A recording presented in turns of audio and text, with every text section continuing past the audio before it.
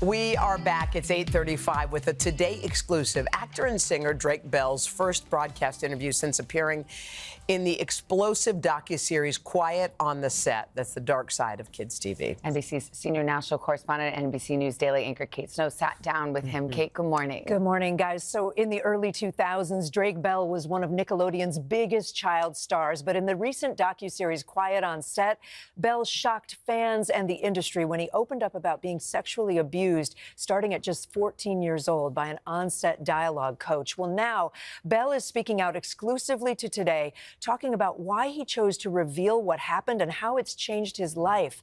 We also talked about his mission to make sure what happened to him doesn't happen to another child.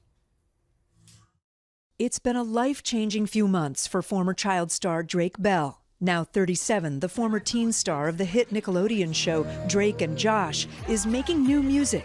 I came here today to tell my story. And still processing the enormous reaction to the Max docuseries Quiet on Set, the dark side of kids' TV. Why did you decide to do that docuseries and share your story? Things were spiraling out of control personally and mentally, and I thought, maybe this could help in the healing process and also help others who have gone through the same situations or similar situations. In Quiet on Set, Bell opens up publicly for the first time about being repeatedly sexually assaulted as a teenager by a dialogue coach, Brian Peck, who worked with Bell at Nickelodeon in the early 2000s.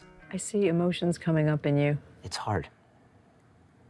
Because if I tried to go and talk to that little boy with all of that going through my head and my mind, what am I going to tell him? Terrified and confused, he says he kept it a secret for a long time, eventually confiding in his mom. Peck was arrested and pleaded no contest to 2 charges of child sexual abuse and was sentenced to 16 months in prison. He had to register as a sex offender. Nickelodeon, in response to Quiet on Set, told us in part, "We have adopted numerous safeguards over the years to protect child actors, including hiring studio welfare workers, requiring parents and guardians to be with their child on set, and doing criminal background checks on employees." Do you think that's enough? Well, it's very difficult to say because Brian would have passed a background check. In the years after his abuse, Bell says he battled substance use. You're so frightened of facing this stuff that you try to cloud it with as much as you can. 3 years ago, Bell himself pled guilty to attempted child endangerment and disseminating matter harmful to juveniles after he says he sent inappropriate messages to a 15-year-old female fan. He says he didn't know she was underage. He was sentenced to 2 years of probation. There were some messages that shouldn't have been exchanged. Is that why you pled guilty? And that's why I pled guilty. But once the age was revealed, that's when I stopped communication. After going to rehab last year, Bell says he's sober today. He's moved to Mexico City, where his music career is booming.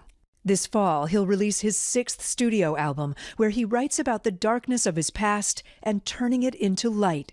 What I've learned is that you're not alone. That's something I lived with for a very long time. I was thinking that I was alone in this. And now I get to see all of that in a clear picture. And I get to go back and talk to that little boy. What do you say? What do you say to that little boy now?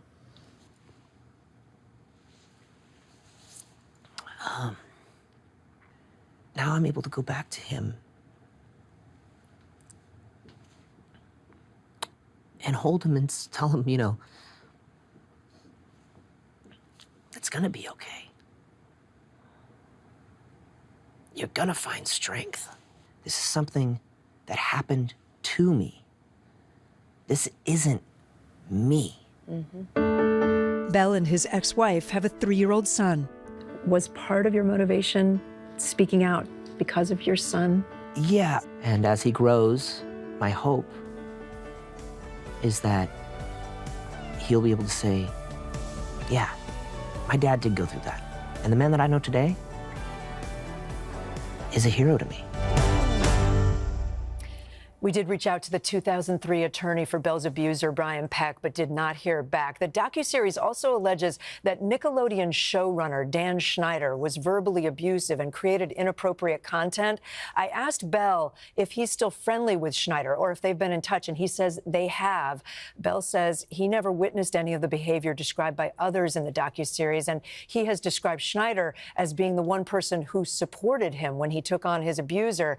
Schneider has since apologized and denies many of the allegations against him. He is suing the makers of that docuseries, guys. It's incredibly courageous for him to come and tell this story. And to talk to us. Yeah, frankly. absolutely. Yeah. What is his hope now? He obviously has a flourishing music career. What about acting? Is he kind of soured on Hollywood? No, he actually says he would be interested in acting again. He also is interested in directing and producing. You know, he's in a new chapter. As you say, he's very popular in Latin America. He's also touring in California in June with his music and really hoping for success with that album. Well, we wish him the best. We do. Kate, thank you. Thanks, Kate. Hey, thanks for watching. Don't miss the Today Show every weekday at 11 a.m. Eastern, 8 Pacific on our streaming channel, Today All Day. To watch, head to today.com/allday or click the link right here.